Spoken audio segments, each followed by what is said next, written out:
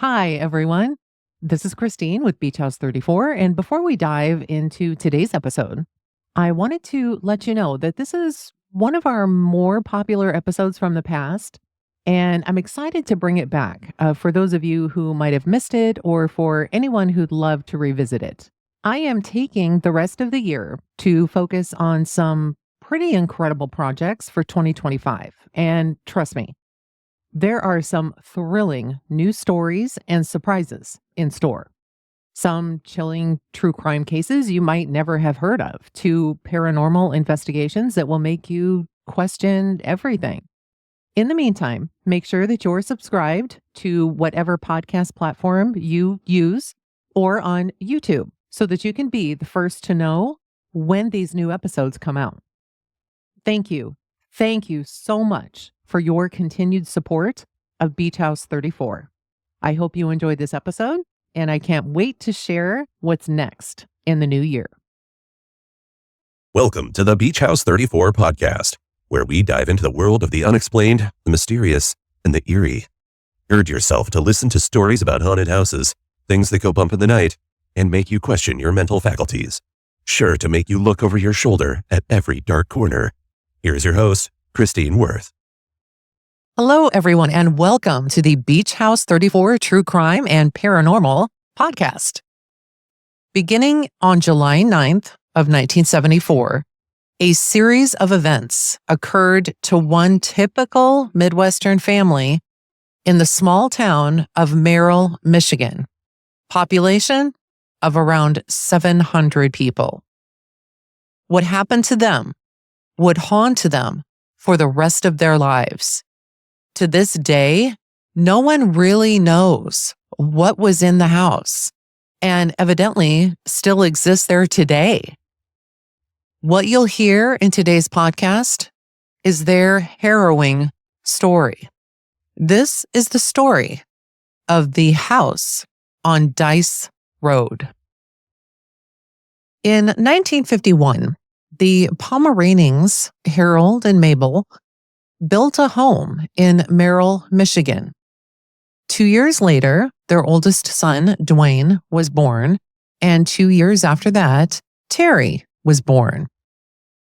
Everything was great for many years until someone new purchased the home across the street. One day, the woman who had just moved in came across the street over to the Pomeraning home and knocked on the door and asked Harold if he wanted to sell his house. Now, Harold, he thought this was strange because these people had just moved into a brand new home. Why would they want his house? He told the woman he didn't want to sell, and he thought that this was the end of the story. It wasn't. A couple of months later, she again came over and asked him if he wanted to sell. But this time, she was more aggressive. Again, he refused.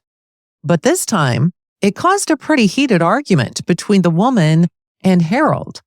Neighbors had begun to talk about this new family because of what they saw this woman and her husband, along with many of their friends who visited quite frequently, doing.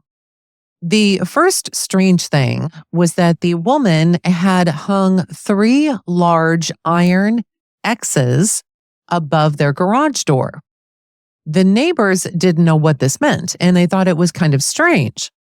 Then the neighbors would witness the woman leaving the Dice Road Cemetery right near her home at odd hours of the night. Large groups of people would gather at this house, and neighbors would often see the group inside the home through the front window doing these really odd types of dances. Now, friends of the Pomeraning family, we'll call them the Smiths, attempted to strike up a friendship with their new neighbors, and Mrs. Smith recalled that the woman in the new home said that she was an ordained witch.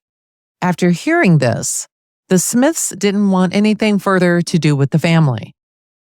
One day, the oldest Pomeraning brother, Dwayne, headed outside to get the paper, but didn't come home until 3 hours later. His family didn't know where he had been. As he walked in the door, Dwayne looked strange.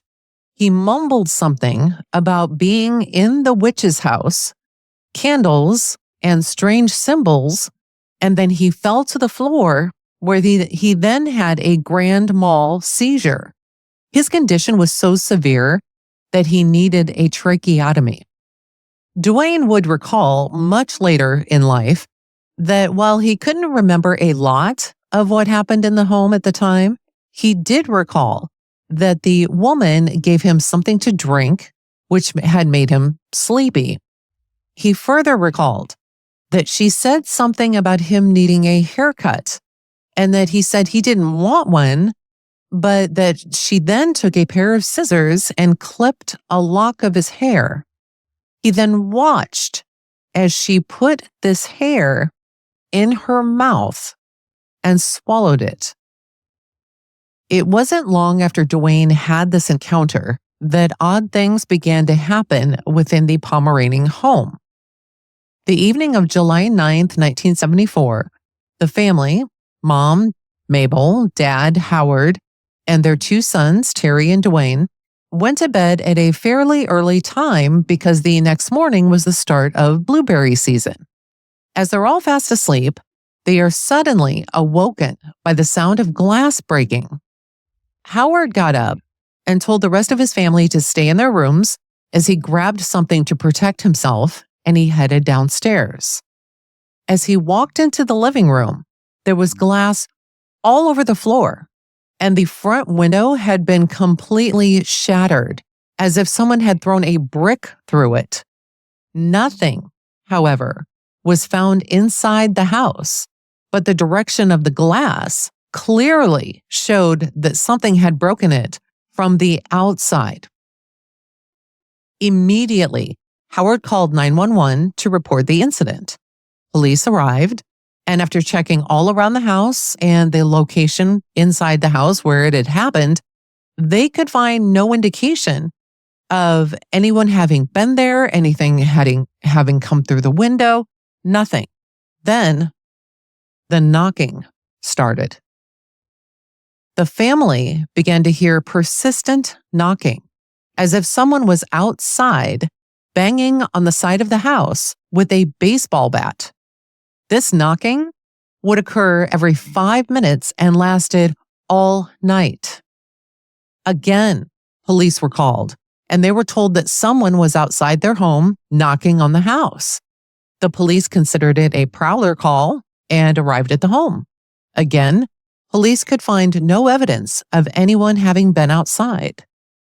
The knocking happened again, and again Harold called the police. This time, an officer happened to be close to the house, so he arrived rather quickly. He shined a spotlight on the house, looking for who might be causing this problem, and could find nothing. This same officer, still on the line with dispatch, could also hear Harold on the line and could also hear the knocking through his radio, yet nothing was outside the home that he could find using his spotlight. The officer told dispatch to let Harold know that he was right outside the house, so he pulled into their driveway, and as soon as he did, a light along the driveway went out, and he heard a sound. Then he saw glass falling on top of his squad car. The light had exploded, and the pieces of glass had landed on his vehicle. The officer spoke with Harold and then headed back outside and looked all around the house. Again, no evidence that anyone had ever been there. When the officer finished searching outside, he went back inside and spoke to Harold, telling him what he had found, or rather, didn't find. As he's turning to leave the home, a picture fell from the wall. As he looked at this picture, he noticed that everything was still intact. The hanger for the picture was still there. There was nothing wrong with it. The picture just literally fell straight down. Now, this knocking on the Pomeranian home happened every night for 6 months straight. And the Saginaw Police Department has dozens upon dozens of documentation from the visits to the home. It got to be where every time Harold called the police, no one wanted to go out there. One retired officer who worked on the case said that the police could simply copy and paste reports if they wanted to. They were so similar. As you might imagine, Harold was getting pretty upset that the police hadn't been able to find anything, yet this knocking continued. Both the police, as well as friends of the family, had also witnessed and heard this knocking, yet no one could find a source. Hundreds upon hundreds of man-hours were dedicated to finding out what was happening at this house. Harold, during this time, turned to a friend of his that he worked with, and it was this friend's son, who was now a retired homicide detective, that told the story. Harold had told his friend about what was happening at his house and asked if his friend, let's call him Brian, would come over one night to see if maybe he could figure it out. Now, Brian headed to Harold's house one night with his son, who was about 12 at the time, and this is the same son who years later is now relaying the story. As they got to the house, Harold walked out to meet them, and so did a Pomeranian family dog. Now, this dog was a Doberman Pinscher, and this dog concerned Brian a little bit, and he asked Harold if the dog was okay. Now, he never used to have to ask this question, but he did know from Harold that one night when Harold heard this knocking on the outside of his house, he let the dog out to see if the dog could find out who was doing it. The dog barked like crazy, and then Harold heard what sounded like the dog being beaten. And the dog had never been the same since. While inside the home, Brian and Harold sat down and talked about various theories as to what this knocking and this banging on the house could be. Because the sounds had been happening so often, Harold had begun to record them and play them for Brian. Now, Harold was sure that as soon as Brian got there, the pounding would start, but it didn't. Harold was frustrated because he felt embarrassed. He had a problem and told his friend about it, but the problem didn't show itself that night until Harold began to yell in frustration at whatever it was to show itself. And it did. Suddenly, there was a pounding so hard on one of the kitchen walls that the plates that were hanging there began to bounce. They then heard sounds coming from the ceiling in the kitchen. When Brian got home, he and his son walked inside their house, and all of a sudden there were 3 knocks on their door. When the son opened the door, no one was there. This happened for the next 3 to 5 days, and they took it as a warning and never again went over to Harold's house. Now, the police by this time are also frustrated. So they began to do stakeouts of the Pomeranian home. And this is what it said in one police report. The report is dated October 26th, 1974, around 9:50 p.m. And it says, I, McGaw, and wife parked in yard next door to the Pomeranians. Shortly after we arrived, a call came over our radio that there was a knocking on the southeast corner of the house. We saw nothing moving outside. We could see the south side of the house. And then again, on October 30th of 1974, again, it is Officer McGaw and his wife. They visited the Pomeranians, and as they entered the home on Dice Road, they heard knocking. It says, we could not tell where it was coming from. During this time of the knocking, a neighbor was watching the back of the house and east side. He did not see any movement outside. Now, one of the stakeouts in particular was on Halloween night of 1974. And the police report from that night stated the following. A complaint came in the night of Halloween. The notes state, these officers arrived in the area at approximately 5:45 p.m. and took up our planned positions. Corporal Spear was located approximately 100 feet to the east of the home, where he could observe the northeast and south sides of the home.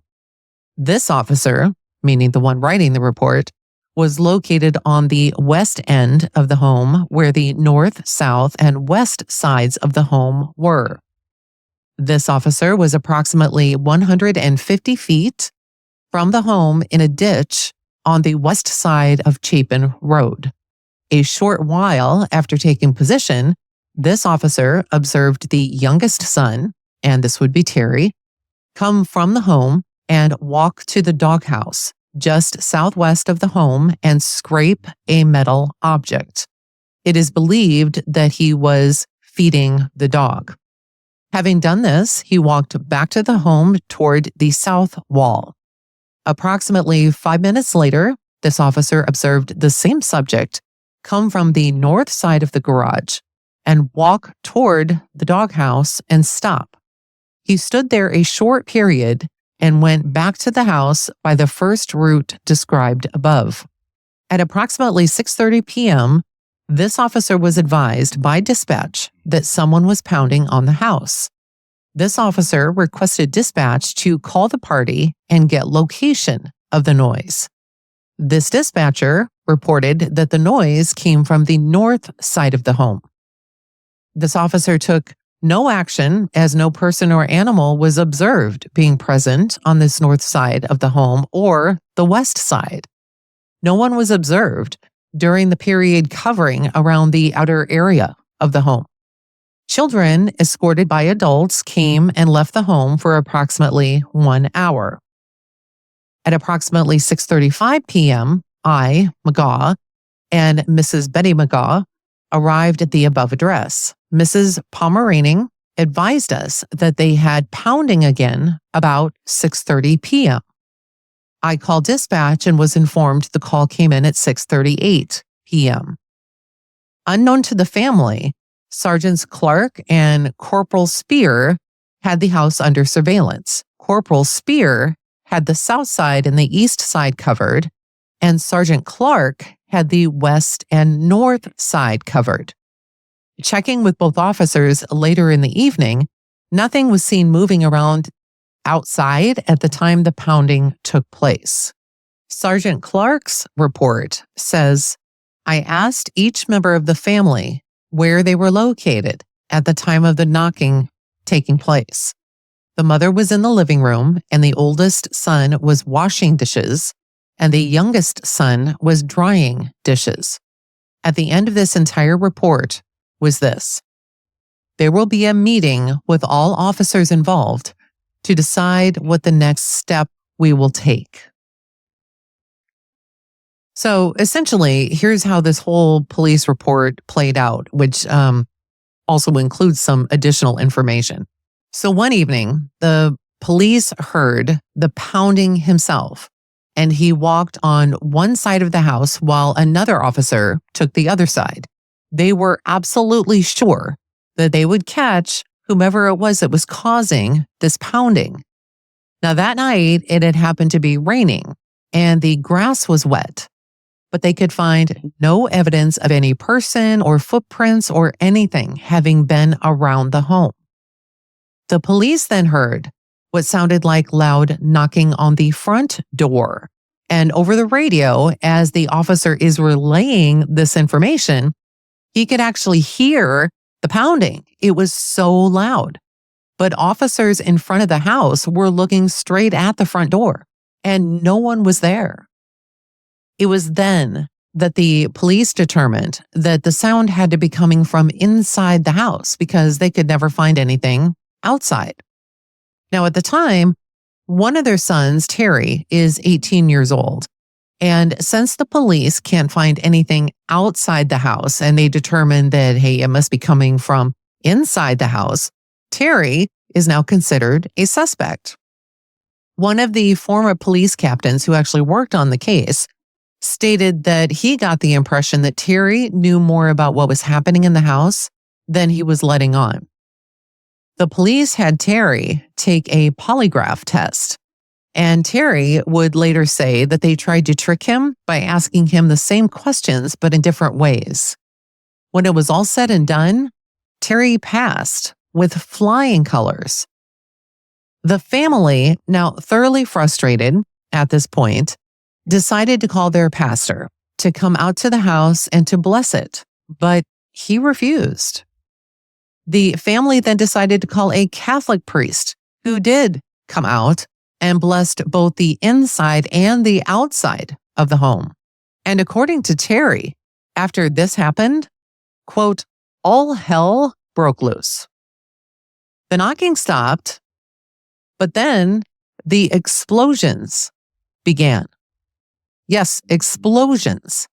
These explosions came from underneath the house and caused the entire house to shake. Most of the explosions happened below the floor in the kitchen.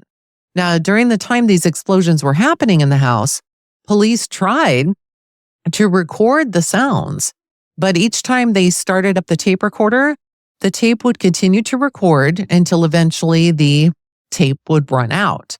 And when they'd have to take out the tape to replace it with a brand new one, it was always during this replacement of the tape that the sounds, the explosions occurred, as if whatever it was intelligent enough and was waiting for that exact moment to make itself known.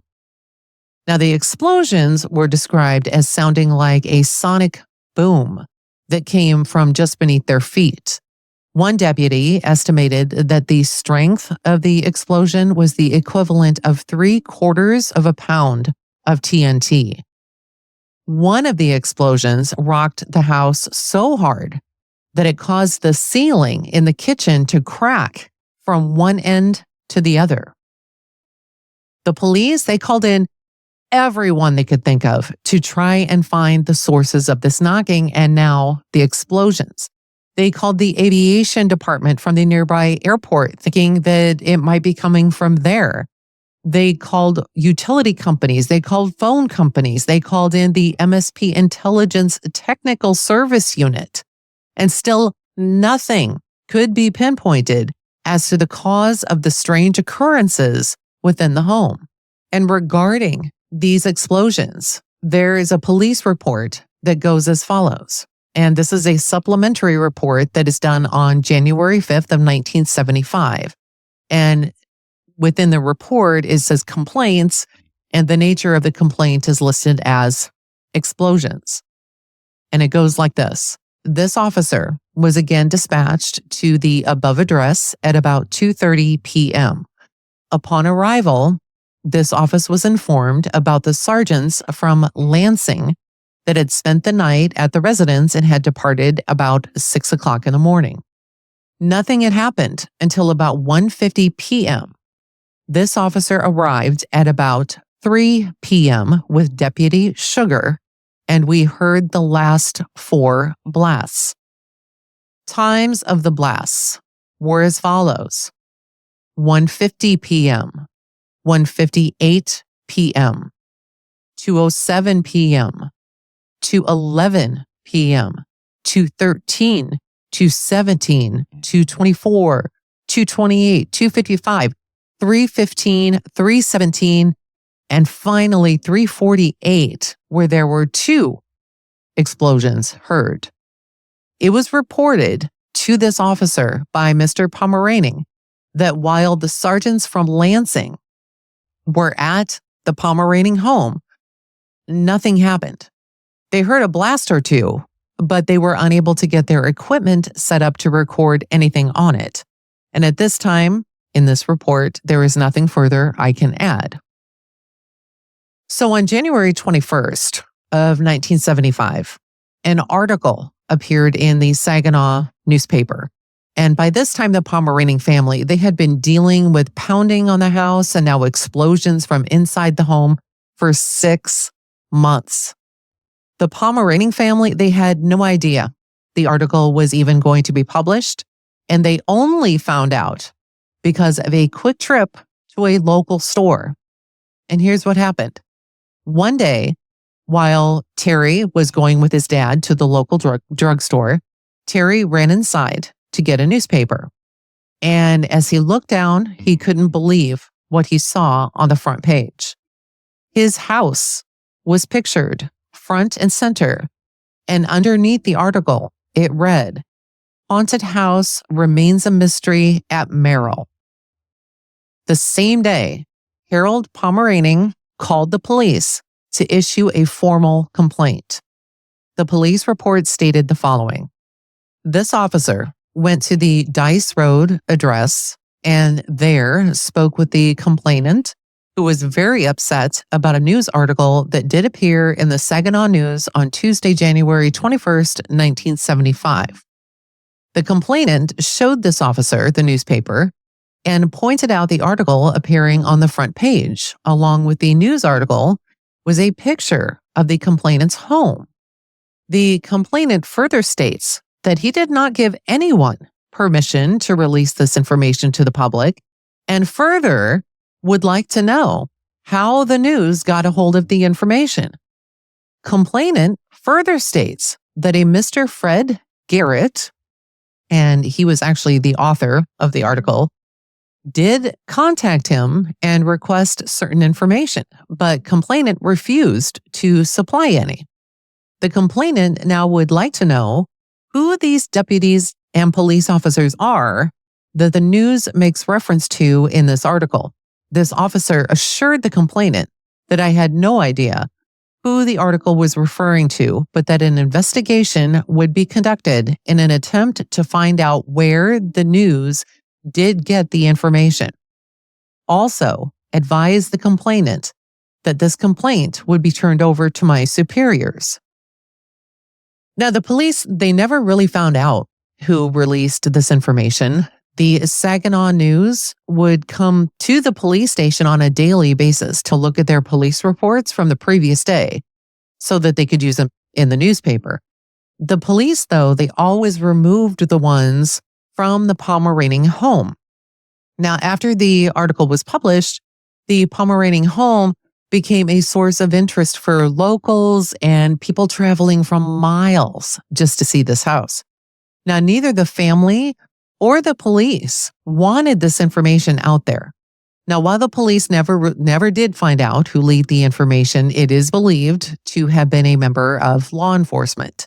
And after the article, the corner where the house was located had never seen so many vehicles. People came from miles away and would stand outside the Pomeranian home, trying to look around and through their closed drapes just to get a peek inside the house.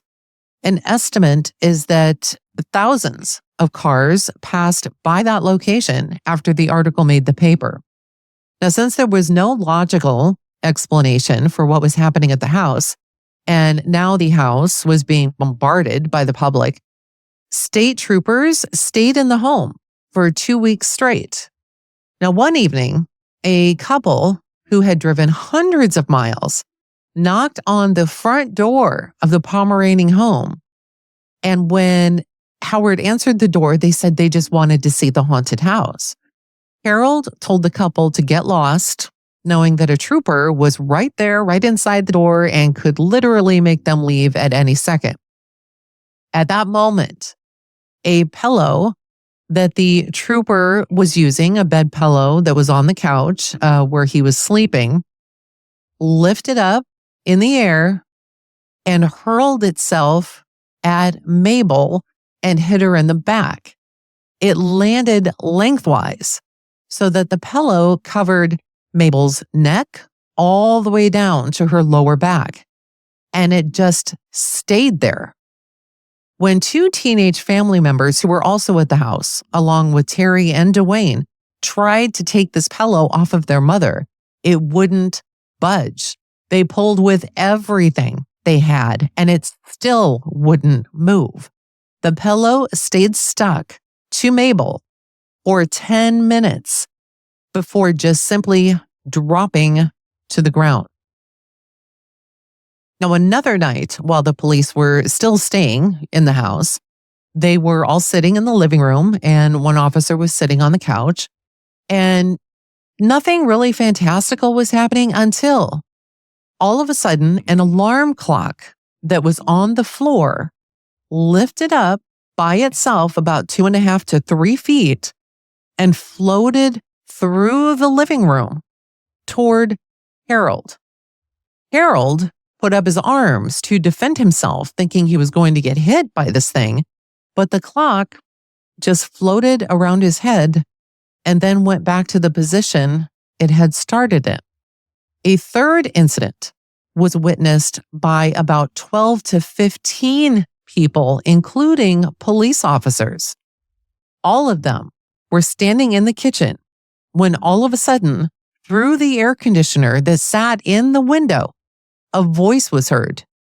It was a deep male voice that said it was going to kill Harold, Mabel, and Dwayne. Terry and Dwayne, as they got older, were never able to get that voice out of their heads.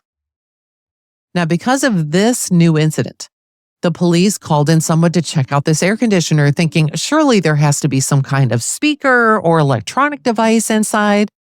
So someone did show up, took the whole thing apart, and found absolutely nothing. A professor who worked for Duke University at the time in the parapsychology department had received a call from the Michigan State Police, this Michigan State Police unit that is often referred to as the mini FBI. And this mini FBI had been contacted by local police to help try and figure out what in the world is happening inside this house. Now, the well-known professor from Duke, Jerry Solfin, made the trip to the home after he had sat down to discuss things with the family, and he drew a map to help the family kind of pinpoint where all of the incidents were happening. The family called it a night. The next morning, Jerry got up and he took a shower. After he got dressed and headed downstairs to the kitchen, he started to smell something. And he asked others if they could smell something too. And looking around the house, it was discovered that the damp towel that Jerry had just used for his shower was completely engulfed in flames. Not long after this, there was another fire in the home. And the police report for this fire stated the following: March 21st, 1975. Mr. Pomeranian advised that he had built the house himself in October 1951 prior to his marriage, and that they had lived in the house since that time. Further, that on Wednesday night, February 12th, 1975, that they had had another fire, which they did not report, and that consisted of the burning of a roll of toilet paper hanging on the toilet paper dispenser in the bathroom. Mr. Pomeranian advised that he was not home at the time, that Mrs. Pomeranian and Dwayne were there at the time, and the officer re-interviewed Mrs. Pomeranian and Dwayne about this incident. They advised that there was approximately a half a roll of toilet paper on the dispenser, that at about 4:25 p.m., they could smell the odor of smoke in the house as they were preparing to go to church for Ash Wednesday. They went to the bathroom and looked in and saw that the roll of toilet paper was burnt almost completely through, and that a couple of tiles had popped off the wall just above the toilet paper dispenser, and that the curtains were singed. Undersigned officer interviewed James Dzelski and Fred Schmidt. The former is an adjuster with the Frankenmuth Mutual Insurance Company, and the latter is the claims manager of the Frankenmuth Mutual Insurance Company. They advise that they were at the Pomeranian residence on the morning of Thursday, January 13th, 1975, and that the Pomeranians had showed them the toilet paper, which had burned the previous night. They advised that there was nothing left of the toilet paper with the exception of a small amount of ash, which clung to the dispenser. The Pomeranians were questioned as to their willingness to take a polygraph examination as to their involvement in setting the fires. They all advised that they were willing to take the polygraph and were very desirous of reaching a conclusion to this matter, as the problems in this house have been occurring since July 1974, and they were as anxious as anybody to get the matter cleared up. So underneath this report, there was a section called Remarks. And this is what it said. Undersigned officer contacted Detective Sergeant Ronald Bushine, polygraph examiner at the Bay City Police Post, and Sergeant Bushine advised that he had tested Terry sometime previous in regards to another complaint. And this is a series of unexplained noises and explosions and voices, which officers were unable to determine the origin of, which were taking place at the same residence. At that time, Terry passed the polygraph examination, showing that he was truthful in not knowing anything about the origin of these noises. Sergeant Bushine advised of the suspicions by undersigned officer and that if anyone in the family is involved, it must be Dwayne Pomeranian. However, Dwayne does have medical problems with epilepsy and is on a large amount of medication. Sergeant Bushine advised that he would like to wait until the results of the lab analysis had been determined, and also that the photographs have returned before testing Dwayne and Mrs. Pomeranian in this fire. It should be noted that, and this is still in the report, that 2 members of the Duke University Psychical Research Foundation, Durham, North Carolina, have been conducting extensive testing at the residence to determine the source of the strange noises and strange occurrences taking place there. It is felt by all parties involved that there is some supernatural phenomena occurring at this location, and that it also could be the cause of the fires which have occurred. It is the understanding of undersigned officer that the burning of the roll of toilet paper is next to humanly impossible when it is rolled up in the normal toilet paper type roll, as it is unable to get sufficient oxygen to produce enough heat to sustain burning. However, tests will be made in regard to the roll of toilet paper by undersigned officer. Now, you're probably wondering what happened with this. Well, tests were conducted on the toilet paper roll and no accelerant was found. Further, I want you to keep in mind that what you just heard, all of that was quoted from an actual police report where they officially made the statement of the activity possibly being of supernatural origin. The police did test Dwayne, and then his mom, and then his dad. All of them passed their polygraphs.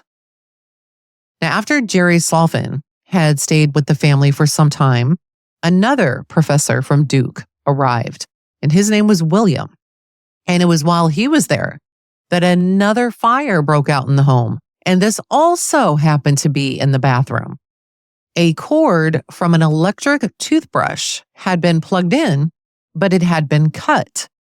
Next to the cord was a pair of scissors that no one remembers being there before. The fire gutted the bathroom, and the entire rest of the house had extensive smoke and water damage. This would be the last time the Pomeranians lived in the home. Now, when the professors from Duke were finished with their reports on the house, they believed that the occurrences in the house were paranormal poltergeist phenomena. The townspeople, though, fully believed it to be witchcraft.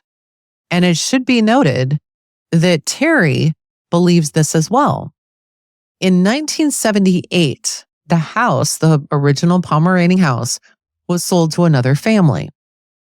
Since that time, a few things have occurred to the young girls who are now grown, who had grown up in the house. Things such as an antique radio turning on even though it wasn't plugged in, and a face in the window with hands surrounding it, which they both saw. One daughter remembers that as a child, while she was sleeping, there was a flash as if someone had taken a picture of her, and she always felt as if she was being watched. To this day, they continue to live there, even though their parents have since passed on. Now, while the daughters were living at this house, Steve Shippey, a paranormal investigator whose documentaries on this case was actually the inspiration for this podcast, he received permission to investigate the home to see if whatever was there in the 1970s was still there. Along with Steve was well-known medium Cindy Kaza, and as they walk through the home, placing equipment, Cindy, not knowing anything about the case, feels as though there was one person in the home, a child, who was the focal point. Now, it was later revealed to her that Dwayne had an incident with the woman across the street that called herself an ordained witch. So Steve then decides to bring in an ordained witch named Miss Aida. She explains that the 3 iron X's that all the neighbors thought were very strange and that were above the garage door of the quote unquote witch's house were significant because iron is considered protective, as are the X's. Miss Aida believes that the woman who was across the street from the Pomeranians was scared to death of something. When Miss Aida is told about what was happening in the house during the 70s and what people had witnessed both in and outside of this witch's house, she believed it sounded more like a satanic cult and that they had summoned something more horrific and more terrible than what they had bargained for, something out of their control. Miss Aida also believes that the woman wanted to purchase this Pomeranian home because she wanted one home for her actual house and the other one as a place to hold her gatherings. Now, during this one particular documentary, Miss Aida does try to stem the negativity that this witch supposedly caused, but it's unclear if she was successful. As for the Pomeranian family, their dad, Harold Pomeranian, passed away in 1982 at the age of 60. Mabel passed a few years later in 1986 at the age of 64. And both sons believe that if it weren't for what they had to go through in the house, they would still be alive. Sadly, Dwayne Pomeranian passed away just recently on May 6th of 2023. Terry, his younger brother, was his caretaker for years due to Dwayne's inability to work. Now, Steve Shippey has covered this family story for years and has done many, many, many documentaries on it and interviews. And he did become very close with the family. And because of this, he set up a GoFundMe account to help with Terry with costs regarding to Dwayne's funeral and other incidentals. So if you'd like to help, I'm going to put the link for that GoFundMe in the show notes. Lastly, if you're interested in watching the many interviews and documentaries on this case, which are fascinating, by the way, I'll also have all of these links included in the show notes. It is truly, truly incredible to watch these such, oh my gosh, wonderfully humble and nice men talk about the experiences that they had as young adults in the Pomeranian home. So please, if you can, take a moment and check out those links. Thank you for being part of this journey with me. I'll be back the following week with brand new content. But in the meantime, I hope this story keeps you engaged and wondering. As always, stay curious and stay safe. Bye for now.